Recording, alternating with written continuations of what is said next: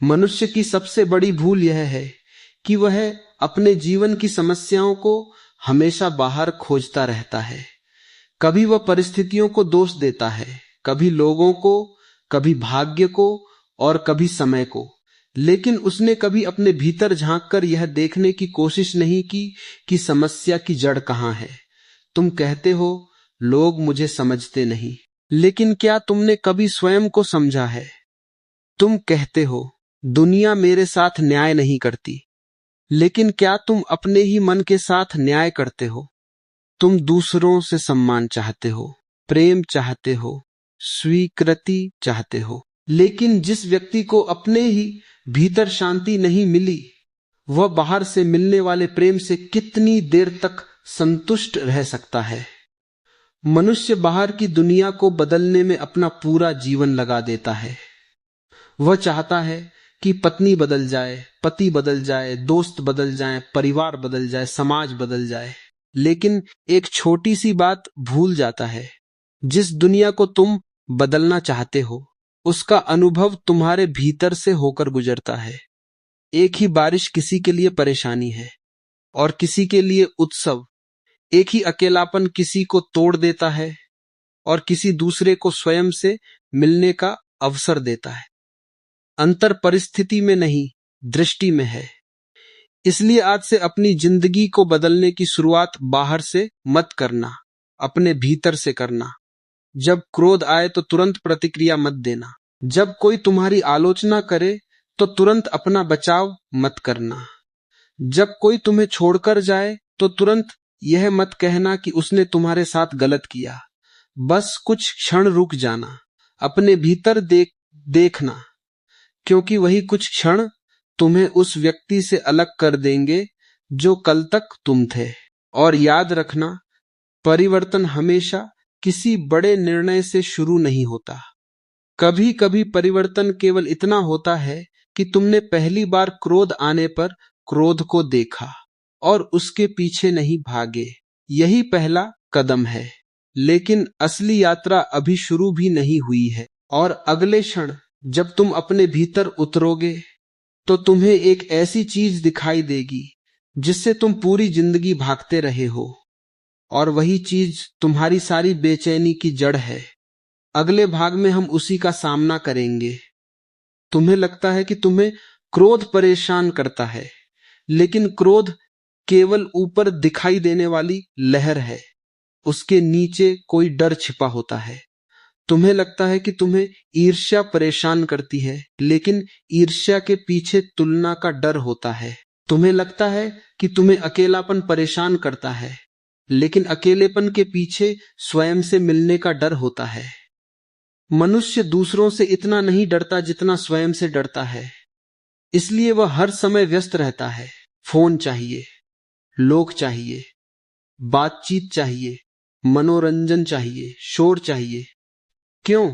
क्योंकि जैसे ही बाहर का शोर बंद होता है, भीतर की आवाज सुनाई देने लगती है, और उस आवाज से तुम परिचित नहीं हो। तुम अपने चेहरे को जानते हो, लेकिन अपने भीतर के चेहरे को नहीं जानते। तुम अपने नाम को जानते हो, लेकिन यह नहीं जानते कि उस नाम के पीछे वास्तव में कौन है। तुमने अपने बारे में बहुत सारी धारणाएं बना रखी हैं। मैं ऐसा हूं, मैं वैसा हूं, मुझसे यह नहीं होगा, मैं बहुत संवेदनशील हूं, मैं बहुत गुस्से वाला हूं। लेकिन ये तुम्हारी वास्तविक पहचान नहीं है। ये केवल वर्षों से जमा हुई कहानियां हैं। किसी ने बचपन में कहा तुम कमजोर हो, तुमने मान लिया। किसी ने कहा तुम सफल नहीं हो सकते, तुमने मान लिया। किसी ने तुम्हें छोड़ दिया, तुमने मान लिया कि तुम प्रेम के योग्य नहीं हो। यही समस्या है। तुम दूसरों की कही हुई बातों को अपनी पहचान बना लेते हो। लेकिन आज पहली बार यह पूछो, क्या मैं वास्तव में वही हूं जो लोगों ने मेरे बारे में कहा? यदि नहीं, तो फिर तुम कौन हो? इस प्रश्न से मत भागना, क्योंकि यही प्रश्न धीरे धीरे तुम्हें भीतर ले जाएगा। और जब तुम भीतर जाओगे तो तुम्हें पता चलेगा कि डर तुम्हारा मालिक नहीं है। डर केवल एक अनुभव है। वह आता है, कुछ समय रहता है और फिर चला जाता है। तुम उसे देख सकते हो, इसका अर्थ है तुम डर नहीं हो, तुम वह हो जो डर को देख रहा है। यहीं से स्वतंत्रता का पहला द्वार खुलता है। लेकिन यदि तुम डर नहीं हो तो फिर तुम कौन हो? यह प्रश्न जितना सरल है उतना ही खतरनाक भी, क्योंकि इसका उत्तर तुम्हारी पूरी पुरानी पहचान को हिला सकता है। तुम्हारा बहुत सा जीवन दूसरों की आंखों में बीत रहा है। तुम कपड़े पहनते हो और सोचते हो लोग क्या कहेंगे। तुम कुछ शुरू करना चाहते हो और सोचते हो लोग हंसेंगे। तुम असफल होते हो और सोचते हो अब लोग क्या सोचेंगे। देखो, तुम्हारी जिंदगी तुम्हारी है या उन लोगों की जिनकी राय तुम्हारे लिए इतनी महत्वपूर्ण है। तुम जन्म लेते समय किसी की अनुमति लेकर नहीं आए थे, फिर जीने के लिए अनुमति क्यों चाहिए? मनुष्य को बचपन से ही एक अदृश्य जेल में डाल दिया जाता है। उस जेल की दीवारें दिखाई नहीं देती, उसका दरवाजा बंद नहीं होता, फिर भी मनुष्य उसमें रहता है। उस जेल का नाम है दूसरों की स्वीकृति। तुम चाहते हो कि लोग तुम्हें अच्छा कहें, तुम चाहते हो कि लोग तुम्हारी प्रशंसा करें, तुम चाहते हो कि तुम्हारे काम पर तालियां बजे। लेकिन तालियां भी एक नशा है। आज मिली तो अच्छा लगा, कल नहीं मिली तो मन उदास। आज किसी ने कहा तुम महान हो, कल किसी ने कहा तुम बेकार हो, और तुम्हारा पूरा व्यक्तित्व दो लोगों की राय के बीच झूलने लगा। यह जीवन नहीं है, यह गुलामी है। स्वतंत्रता का अर्थ यह नहीं कि तुम दूसरों का अपमान करने लगो। स्वतंत्रता का अर्थ है तुम अपना निर्णय स्वयं लेना सीखो। यदि कोई तुम्हारी आलोचना करे तो सुनो, यदि उसमें सत्य हो तो सीखो, यदि उसमें सत्य ना हो तो मुस्कुराकर आगे बढ़ जाओ। हर आवाज का उत्तर देना आवश्यक नहीं, हर आलोचना का जवाब देना आवश्यक नहीं, हर व्यक्ति को समझाना आवश्यक नहीं। कुछ लोगों को तुम्हारी कहानी कभी समझ नहीं आएगी और यह ठीक है। तुम्हें हर व्यक्ति की समझ में फिट होने की आवश्यकता नहीं है। तुम्हें केवल अपने भीतर ईमानदार होना है। आज एक छोटा सा प्रयोग करो। कुछ ऐसा करो जो सही है, लेकिन केवल इसलिए मत करो कि लोग उसकी तारीफ करेंगे। उसे इसलिए करो क्योंकि तुम्हारा अंतरात्मा कहता है यह सही है। फिर देखना भीतर एक अजीब शांति जन्म लेगी, क्योंकि पहली बार तुम दूसरों की आंखों से नहीं, अपनी आंखों से जीवन देख रहे होगे। और जब तुम्हें दूसरों की स्वीकृति की जरूरत कम होने लगेगी, तब तुम्हें पता चलेगा कि तुम्हारे भीतर कितनी ऊर्जा वर्षों से दूसरों को खुश करने में खर्च हो रही थी। लोग स्वतंत्र होना चाहते हैं, लेकिन जिम्मेदारी नहीं लेना चाहते। वे कहते हैं मुझे स्वतंत्रता चाहिए, लेकिन जब जीवन कठिन होता है तो कहते हैं इसके लिए कोई और जिम्मेदार है। यही विरोधाभास पैदा होता है। यदि तुम्हारे जीवन का नियंत्रण किसी और के हाथ में है तो तुम स्वतंत्र कैसे हो सकते हो? किसी ने तुम्हें दुख दिया, यह घटना तुम्हारे नियंत्रण में नहीं थी, लेकिन उस दुख को कितने वर्षों तक अपने भीतर रखना है, इसमें तुम्हारी भूमिका है। किसी ने तुम्हारा विश्वास तोड़ा, तुम उसे बदल नहीं सकते, लेकिन उसके कारण जीवन भर किसी पर विश्वास न करना यह तुम्हारा निर्णय है। किसी ने तुम्हें असफल कहा, वह उसका विचार है, लेकिन उस विचार को अपनी पहचान बना लेना यह तुम्हारी जिम्मेदारी है। जिम्मेदारी का अर्थ स्वयं को दोष देना नहीं है, यह समझना है कि अब आगे क्या करना है। अतीत तुम्हारे हाथ में नहीं है, लेकिन अगला कदम तुम्हारे हाथ में है, और जीवन हमेशा अगले कदम से बदलता है। तुम्हें हर समस्या हल करने की जरूरत नहीं। कभी कभी केवल इतना पर्याप्त है कि तुम समस्या के सामने अपनी प्रतिक्रिया बदल दो। क्रोध में चिल्लाने के बजाय मौन, हार में रोने के बजाय सीखना, अपमान में बदला लेने के बजाय दूरी, अकेलेपन में टूटने के बजाय स्वयं से मिलना, यही जिम्मेदारी है। और धीरे धीरे तुम्हें महसूस होगा कि तुम्हारे भीतर एक शक्ति है जिसे तुमने कभी उपयोग ही नहीं किया। तुम्हारी परिस्थिति तुम्हारी सीमा नहीं है, तुम्हारी प्रतिक्रिया तुम्हारी शक्ति है। याद रखो, जिस दिन तुम अपने जीवन की जिम्मेदारी स्वीकार कर लेते हो, उसी दिन तुम शिकायत करने वाले व्यक्ति से अपने जीवन के निर्माता बन जाते हो। लेकिन जिम्मेदारी लेने के बाद अगली परीक्षा शुरू होती है। तुम्हें अपने मन को संभालना होगा, क्योंकि बाहर की दुनिया से जीतना आसान है, अपने ही मन से जीतना कठिन। मन एक अद्भुत उपकरण है, लेकिन यदि तुम उसके मालिक नहीं हो तो वही मन तुम्हारा मालिक बन जाता है। एक विचार आता है, तुम उसके पीछे चल पड़ते हो। एक डर आता है, तुम डर जाते हो। एक इच्छा उठती है, तुम उसे पूरा करने दौड़ पड़ते हो। किसी ने कुछ कह दिया, पूरा दिन खराब। किसी ने तारीफ कर दी, पूरा दिन अच्छा। इसका अर्थ क्या हुआ? तुम्हारी चाबी दूसरों की जेब में है। जिसे मनुष्य सबसे अधिक स्वतंत्रता समझता है, कई बार वही सबसे बड़ी गुलामी होती है। तुम्हारा मन कहता है यह चाहिए, तुम कहते हो ठीक है। मन कहता है उससे नफरत करो, तुम कहते हो ठीक है। मन कहता है तुम असफल हो, तुम कहते हो ठीक है। लेकिन एक क्षण रुककर पूछो, जो विचार मेरे भीतर आया है, क्या वह सत्य है? हर विचार सत्य नहीं होता। मन कभी कभी कहानी बनाता है। वह भविष्य की चिंता करता है, अतीत को दोहराता है और वर्तमान को खो देता है। तुम भोजन करते हो लेकिन मन कहीं और है। तुम किसी से बात करते हो लेकिन मन फोन में है। तुम सोने जाते हो लेकिन मन कल में घूम रहा है। तुम जी कहाँ रहे हो? जीवन हमेशा अभी है, कल केवल स्मृति है, कल केवल कल्पना है, वास्तविकता केवल यह क्षण है। यदि तुमने इस क्षण को पूरी तरह जीना सीख लिया तो तुम्हारा मन धीरे धीरे शांत होने लगेगा।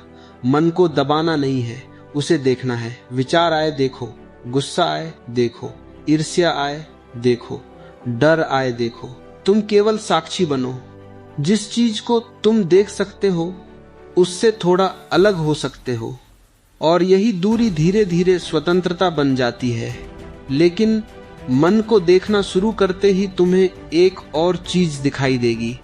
तुम्हारे भीतर कितनी पुरानी चोटें अभी भी जीवित हैं, और अब हमें उन चोटों के कमरे में प्रवेश करना होगा।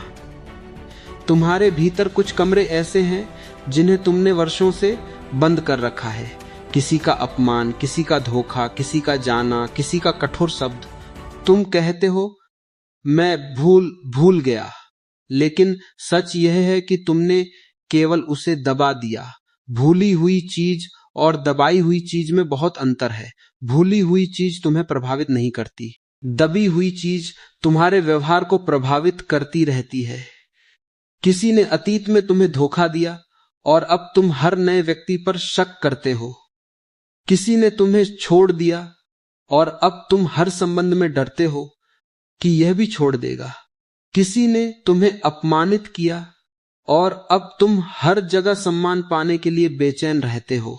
अतीत चला गया, लेकिन उसकी छाया वर्तमान में घूम रही है। अब प्रश्न ये नहीं कि किसने तुम्हारे साथ क्या किया, प्रश्न ये है कि तुम कब तक उसे अपने भीतर जगह दोगे। क्षमा का अर्थ ये नहीं कि जो हुआ वह सही था। क्षमा का अर्थ है मैं उस घटना को अपनी पूरी जिंदगी नियंत्रित करने की अनुमति नहीं दूंगा। तुम किसी को क्षमा कर सकते हो और उससे दूर भी रह सकते हो। क्षमा मूर्खता नहीं है, क्षमा भीतर की स्वतंत्रता है। आज अपने जीवन के किसी पुराने व्यक्ति को याद करो, उसके प्रति क्रोध महसूस करो, फिर स्वयं से कहो, जो हुआ वह बदल नहीं सकता, लेकिन मैं अब इसे अपने भविष्य का मालिक नहीं बनने दूंगा। बस इतना। शायद तुरंत सब समाप्त न हो, लेकिन दरवाजा खुल जाएगा, और जहां दरवाजा खुलता है वहां हवा आना शुरू हो जाती है। और जब पुरानी चोटें हल्की होने लगेंगी, तब तुम्हें पता चलेगा कि तुम्हारे भीतर प्रेम के लिए कितनी जगह खाली हो गई है। लेकिन प्रेम से पहले तुम्हें अकेले रहना सीखना होगा। अकेले होने और एकांत में होने में बहुत अंतर है। अकेला व्यक्ति दूसरों को खोजता है, एकांत में रहने वाला स्वयं को खोजता है। अकेला व्यक्ति कहता है कोई मेरे साथ क्यों नहीं, एकांत में रहने वाला पूछता है मैं अपने साथ क्यों नहीं। तुम्हें हर समय किसी की जरूरत क्यों पड़ती है? क्योंकि तुम्हें स्वयं की संगति का स्वाद नहीं मिला।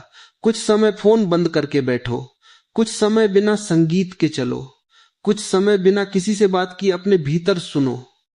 शुरुआत में बेचैनी होगी, मन कहेगा कुछ करो, फोन उठाओ, किसी को संदेश भेजो, वीडियो देखो, लेकिन मत भागो। कुछ देर उस बेचैनी के साथ बैठो, तुम्हें पता चलेगा कि बेचैनी के नीचे एक मौन है, और उस मौन के नीचे एक ऐसी शांति है जिसे बाहर की कोई वस्तु नहीं दे सकती। अकेले रहने से डरने वाला व्यक्ति संबंधों में भी स्वतंत्र नहीं हो सकता। वह दूसरे को पकड़ता है क्योंकि उसे डर है कि यदि दूसरा चला गया तो मैं खाली हो जाऊंगा। लेकिन जो स्वयं से भर गया वह किसी को पकड़ता नहीं, वह प्रेम करता है, और प्रेम में पकड़ नहीं होती, प्रेम में स्वतंत्रता होती है। यदि कोई तुम्हारे साथ रहना चाहता है, सुंदर। यदि कोई चला जाता है, दुख होगा, लेकिन तुम समाप्त नहीं हो जाओगे, क्योंकि तुम्हारा अस्तित्व किसी दूसरे व्यक्ति पर टिका नहीं है। और जिस दिन तुमने अकेलेपन को शत्रु नहीं बल्कि द्वार समझ लिया, उसी दिन तुम्हें अपने भीतर वह आवाज सुनाई देगी जो दुनिया के शोर में कभी सुनाई नहीं देती। मनुष्य बोलना जानता है, लेकिन मौन रहना नहीं जानता।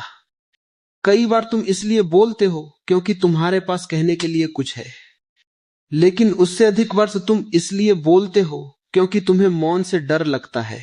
मौन खाली नहीं है, मौन में बहुत कुछ घटता है। जब तुम चुप होते हो तो तुम्हें अपने विचार दिखाई देने लगते हैं। जब तुम तुरंत प्रतिक्रिया नहीं देते तो तुम्हें अपनी भावनाएं दिखाई देती हैं।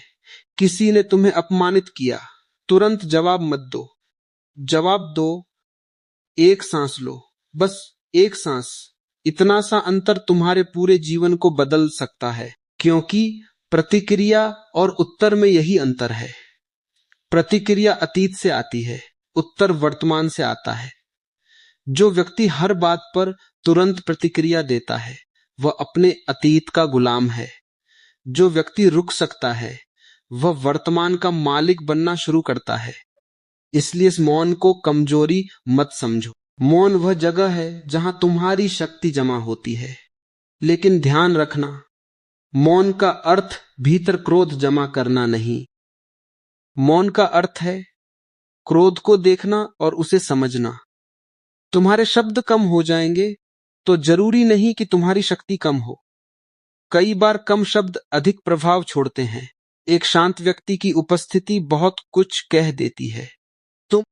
लेकिन मौन के बाद एक और परीक्षा है। तुम्हें अपनी वाणी को ऐसा बनाना होगा कि तुम्हारे शब्द लोगों को तोड़े नहीं, जगाएं। शब्द दिखाई नहीं देते, फिर भी वे घाव कर सकते हैं। एक कठोर वाक्य वर्षों तक किसी के भीतर रह सकता है, और एक सच्चा प्रेमपूर्ण वाक्य किसी टूटे हुए व्यक्ति को फिर खड़ा कर सकता है। इसलिए बोलने से पहले पूछो, क्या यह सत्य है? क्या यह आवश्यक है? क्या इसे प्रेम से कहा जा सकता है? हर सत्य बोलना जरूरी नहीं, और हर बात चुप रहकर सहना भी जरूरी नहीं। बुद्धिमत्ता यह जानने में है कि कब क्या कहना है। तुम्हारी वाणी तुम्हारे चरित्र का आईना है।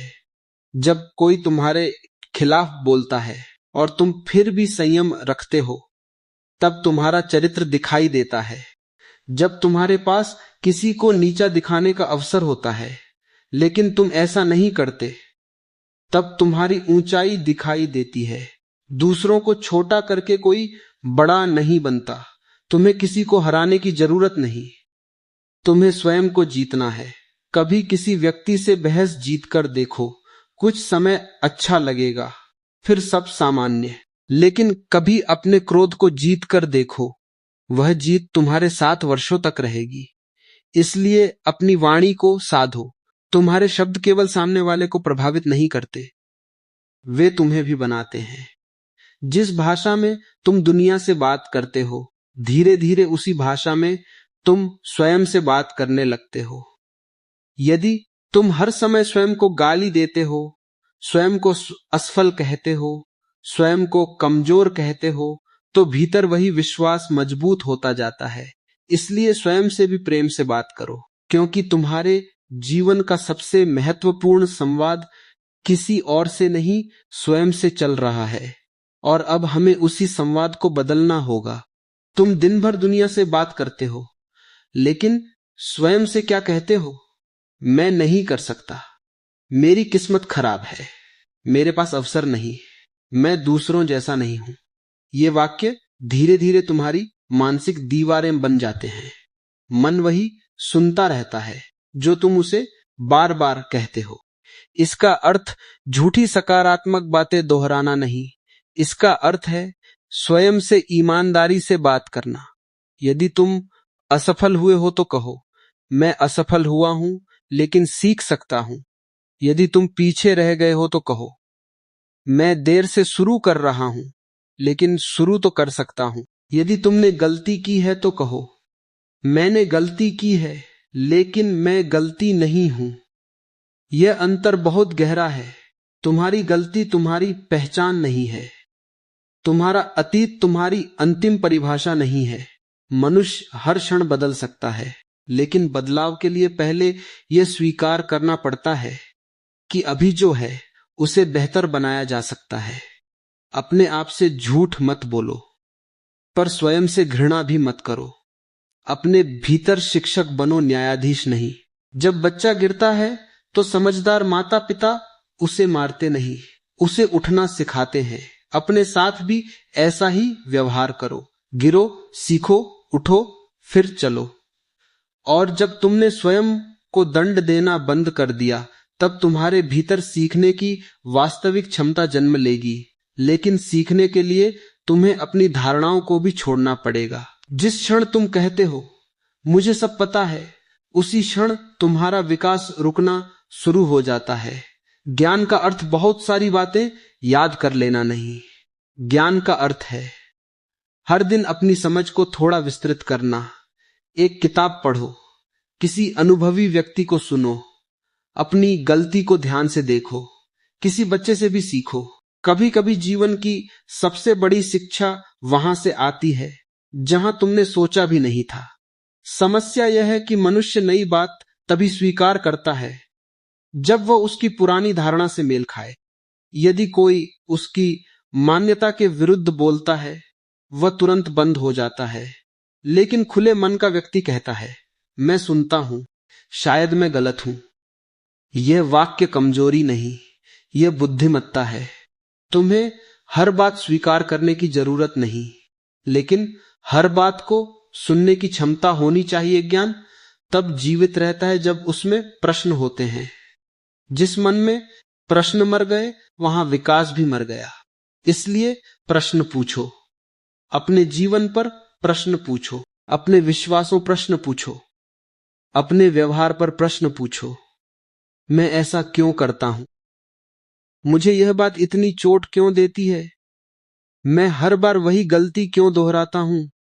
इन प्रश्नों से भागना मत, क्योंकि सही प्रश्न कई बार उत्तर से अधिक शक्तिशाली होता है। और जब तुमने स्वयं से सही प्रश्न पूछना शुरू किया, तब तुम्हें पता चलेगा कि तुम्हारी बहुत सी समस्याएं बाहर नहीं, तुम्हारी आदतों में छिपी हुई हैं। तुम्हारा भविष्य किसी जादू से नहीं बनता, वह रोज की छोटी आदतों से बनता है। जिस समय तुम उठते हो, जिस तरह तुम खाते हो, जिस तरह तुम बोलते हो, जिस तरह तुम समय का उपयोग करते हो, जिस तरह तुम असफलता के बाद प्रतिक्रिया देते हो।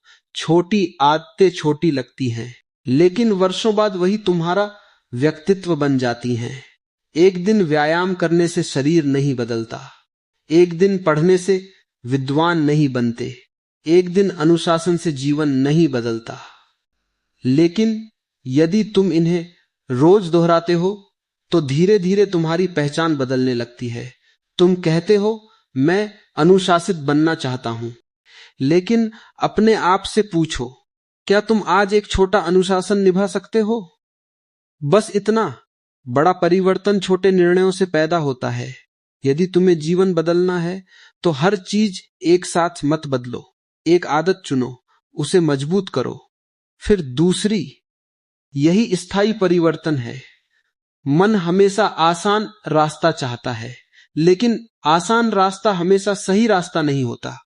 कभी सुबह उठना कठिन होगा, कभी पढ़ना कठिन होगा, कभी व्यायाम करना कठिन होगा, लेकिन कठिनाई से भागते भागते तुम अपनी शक्ति खो देते हो। कठिनाई को स्वीकार करके तुम अपनी शक्ति बनाते हो, लेकिन आदतों को बदलने से पहले तुम्हें एक और चीज से सामना करना होगा, आलस्य। और आलस्य जितना साधारण दिखाई देता है उतना ही गहरा जाल है। तुम आलसी हो ऐसा कहना आसान है, लेकिन आलस्य हमेशा केवल आलस्य नहीं होता। कभी उसके पीछे डर होता है, कभी असफलता का भय, कभी यह डर कि अगर मैंने कोशिश की और मैं हार गया तो, इसलिए मन कोशिश ही नहीं करता। फिर वह कहता है मैं आलसी हूं। इस तरह तुम्हें एक बहाना मिल जाता है। इसलिए अगली बार जब तुम किसी काम को टालो, तुरंत स्वयं को दोष मत दो। पूछो, मैं इसे क्यों टाल रहा हूं? क्या मुझे डर लग रहा है? क्या काम बहुत बड़ा लग रहा है? क्या मुझे पता नहीं कि शुरुआत कहां से करूं? फिर काम को छोटा कर दो। पूरी सीढ़ी मत देखो, पहली सीढ़ी देखो। यदि किताब पढ़नी है तो केवल 5 पन्ने, यदि व्यायाम करना है तो केवल 10 मिनट, यदि कोई बड़ा काम है तो केवल पहला कदम। मन बड़े काम से डरता है, छोटे कदम से नहीं। और जब पहला कदम उठता है, दूसरा आसान हो जाता है।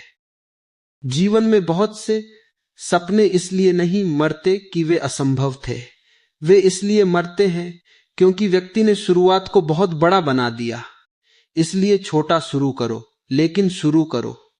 और जब तुमने पहला कदम उठा लिया, तब अगला सवाल आएगा, यदि रास्ते में असफलता मिली तो? यहीं से तुम्हारी असली परीक्षा शुरू होगी। असफल होना बुरा नहीं, असफलता से अपनी पहचान बना लेना बुरा है। तुम किसी काम में हार सकते हो, इसका अर्थ यह नहीं कि तुम हार हो। तुम्हारी एक कोशिश असफल हो सकती है। तुम स्वयं असफल व्यक्ति नहीं हो। असफलता केवल सूचना है, वह बताती है कि इस तरीके से काम नहीं हुआ, अब दूसरा तरीका खोजो। लेकिन मनुष्य असफलता को व्यक्तिगत बना लेता है। वह कहता है मैं बेकार हूं, मैं कुछ नहीं कर सकता। यहीं से समस्या शुरू होती है।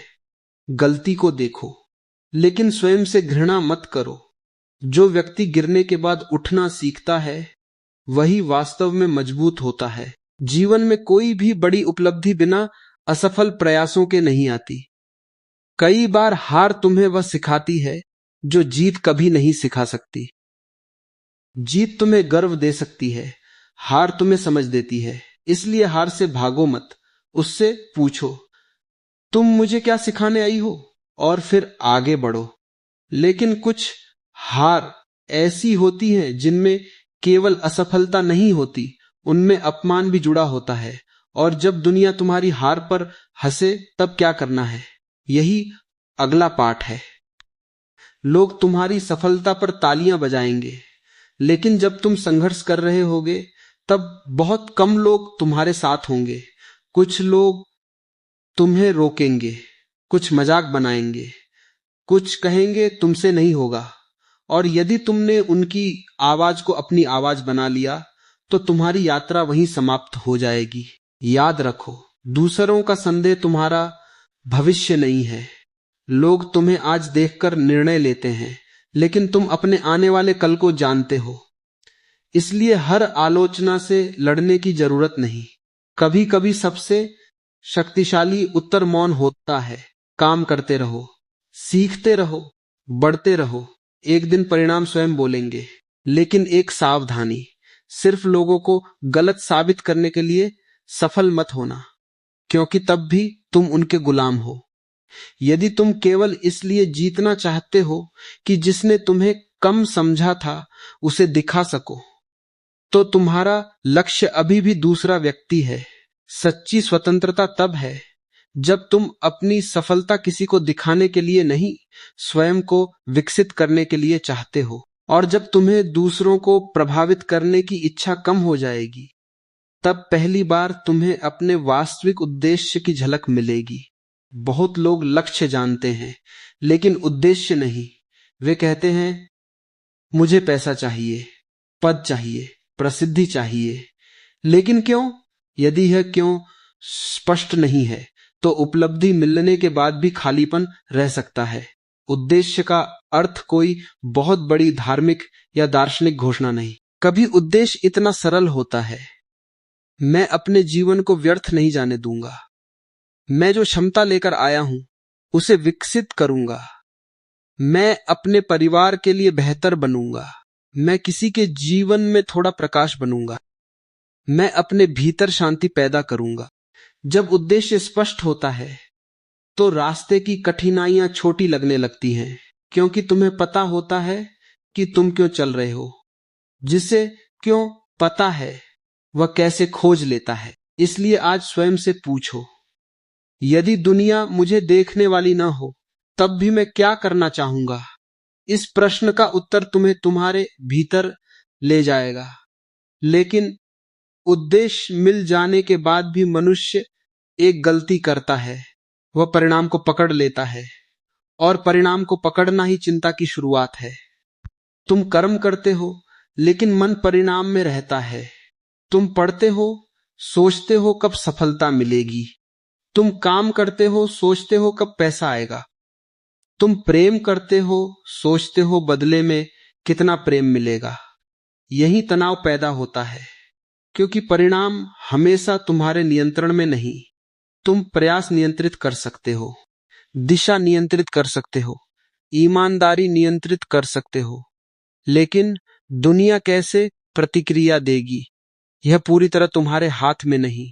इसलिए अपना सर्वश्रेष्ठ दो, फिर परिणाम को आने दो। इसका अर्थ लापरवाही नहीं, इसका अर्थ है प्रयास में पूरी तरह उपस्थित रहना।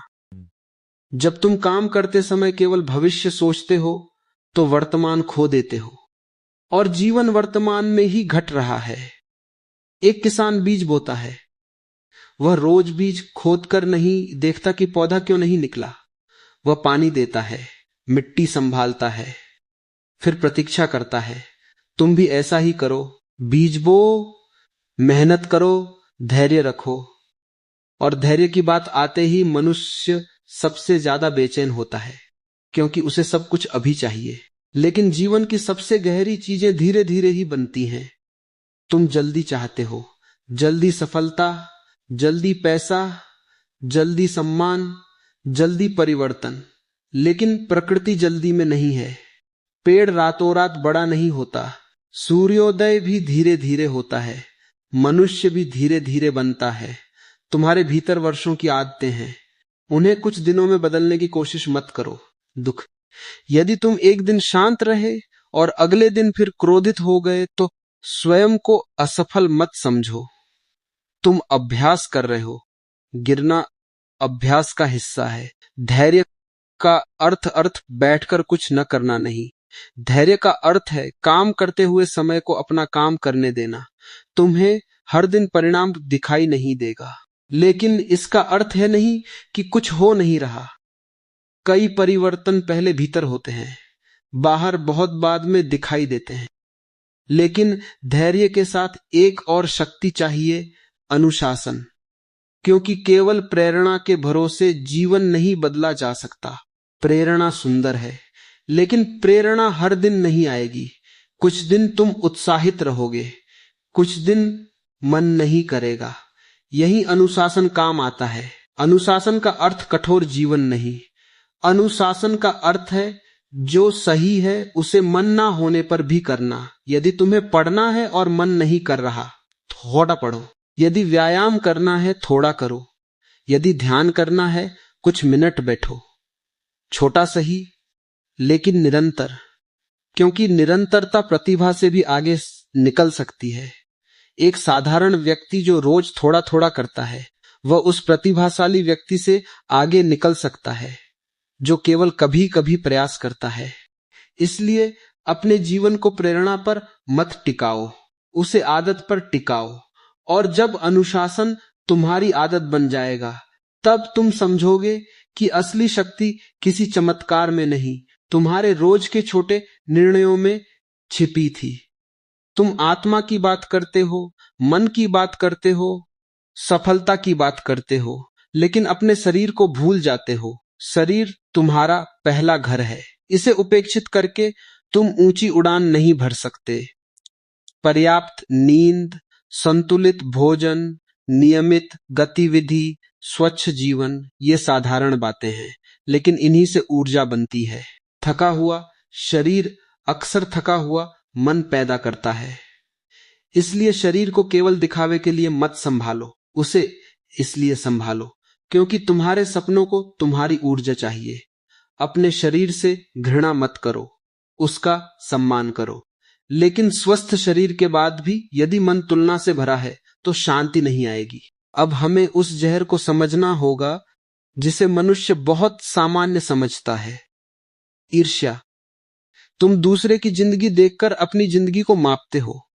उसके पास क्या है, उसकी सफलता कितनी है, उसका घर कैसा है, उसकी गाड़ी कैसी है, उसके कितने लोग साथ हैं, लेकिन तुम उसकी पूरी कहानी नहीं देखते।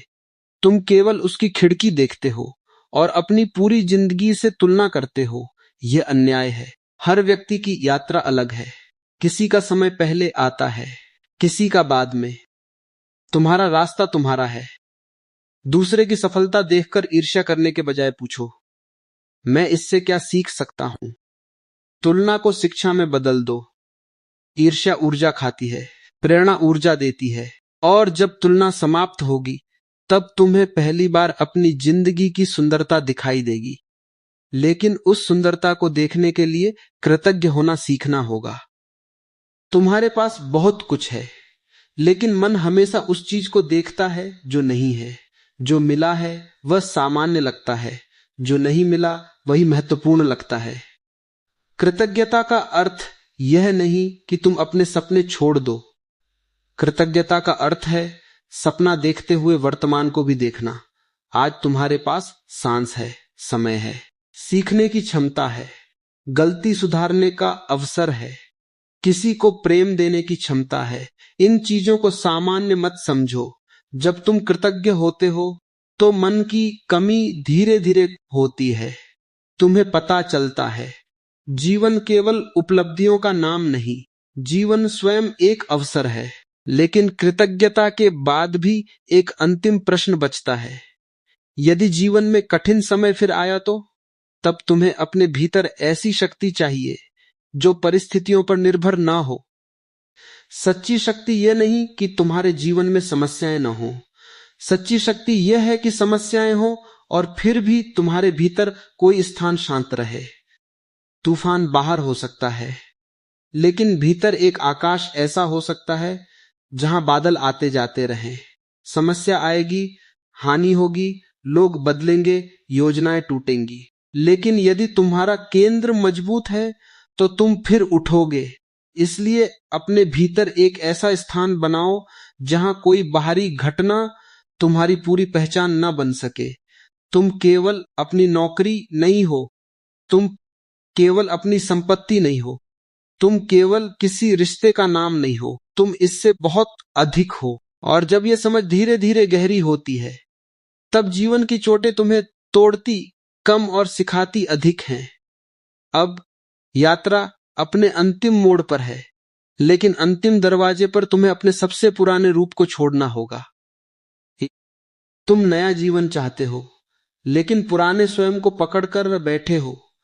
पुरानी आदतें, पुराने डर, पुरानी शिकायतें, पुरानी पहचान, पुराने बहाने। तुम कहते हो मैं बदलना चाहता हूं, लेकिन भीतर से कहते हो बस मेरी पुरानी दुनिया वैसी ही रहे। ऐसा संभव नहीं। नया जन्म लेने के लिए पुराने को थोड़ा मरना पड़ता है। वह मृत्यु शरीर की नहीं, पहचान की है। मैं ऐसा ही हूं, इस वाक्य को छोड़ना होगा। मैं नहीं बदल सकता, इसे छोड़ना होगा। मेरे साथ हमेशा ऐसा ही होता है, इसे छोड़ना होगा। तुम्हें अपने बारे में पुरानी कहानी समाप्त करनी होगी।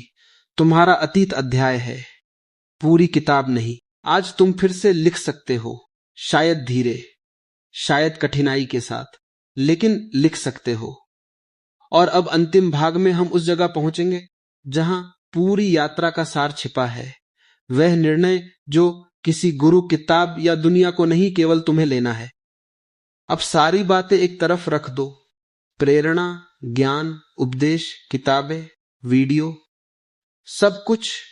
और केवल स्वयं से एक प्रश्न पूछो, क्या मैं आज से स्वयं को चुनने के लिए तैयार हूं?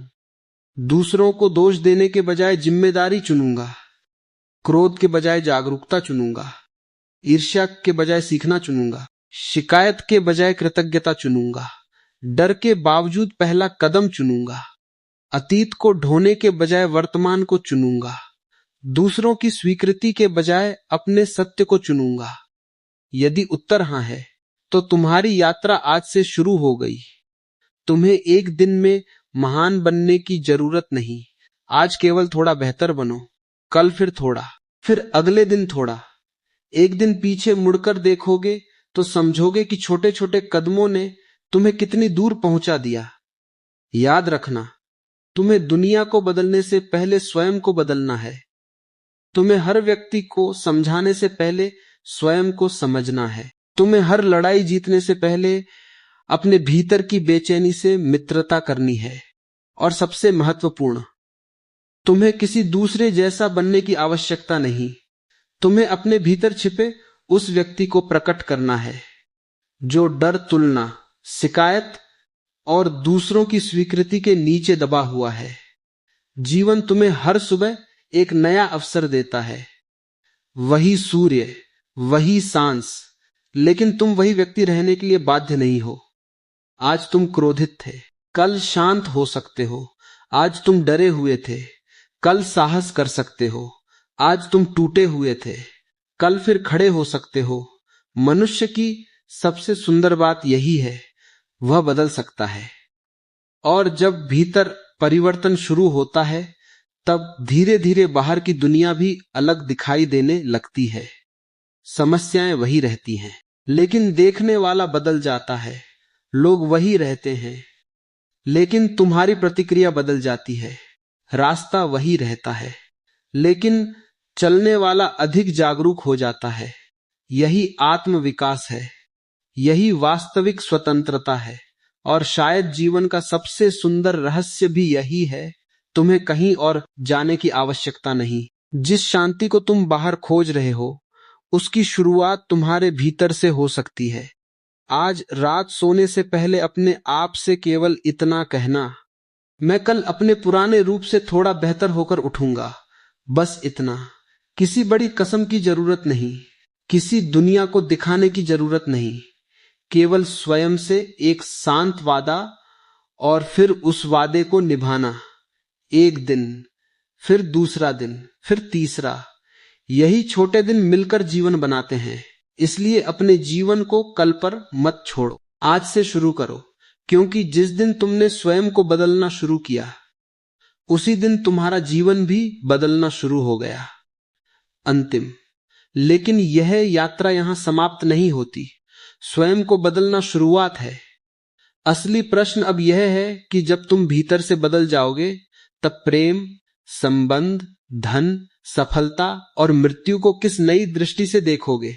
शायद अगली यात्रा वहीं से शुरू होगी,